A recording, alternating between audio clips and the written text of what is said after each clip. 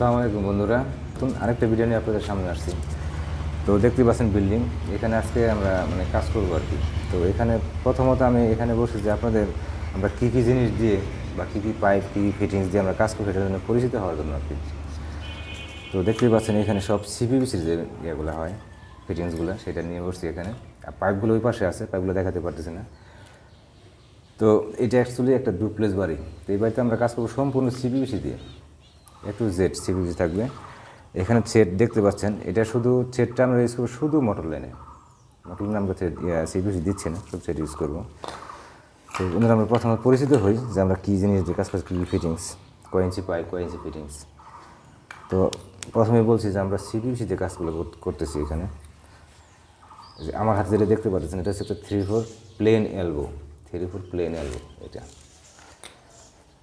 এরপরে এটা হচ্ছে 3/4 প্লেন টি সিপিভিসি।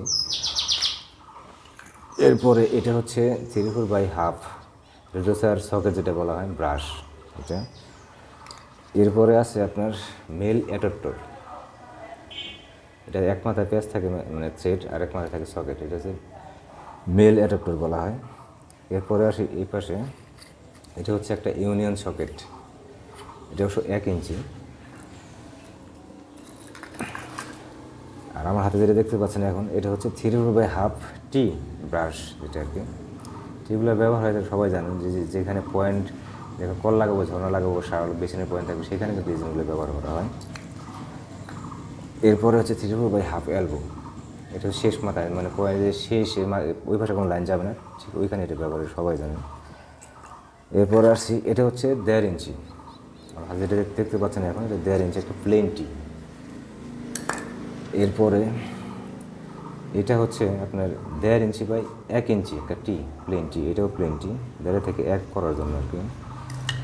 এরপরে এটা হচ্ছে একটা বল বাল্ব, 1 ইঞ্চি বল বাল্ব, সরাসরি 1 ইঞ্চি বল বাল্ব এটা।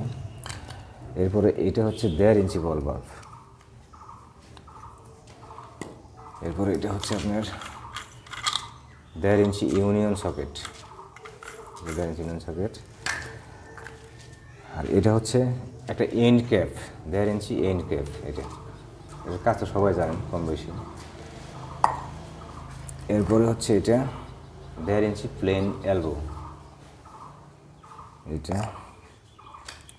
এরপর হচ্ছে 1.5 ইঞ্চি প্লেন সকেট, এটা সবাই জানে জোড়া দেওয়ার জন্য হয়, পাইপ জোড়া দেয়, এটা দিয়ে প্লেন সকেট।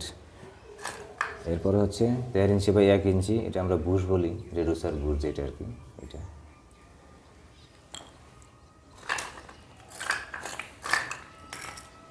Socket LBT. আর তারপরে সিপিইউতে আমরা যে কাজটা করবো, আমরা সবসময় ইরা কোম্পানি যে আঠাটা এটা কিন্তু আমরা সবসময় ইউজ করি এবং এটার মান অনেক ভালো। আরএফএল আছে বা ইন্ডিয়ান যে আঠাগুলো আছে এগুলো আমরা ইউজ করি না অ্যাকচুয়ালি, এটার মান অনেক ভালো এবং এটাই আমরা ইউজ করি সবসময়। তো বন্ধুরা, জিনিসটা হয়তো পরিচিত হলাম, তো চলুন কাজগুলো শুরু করি।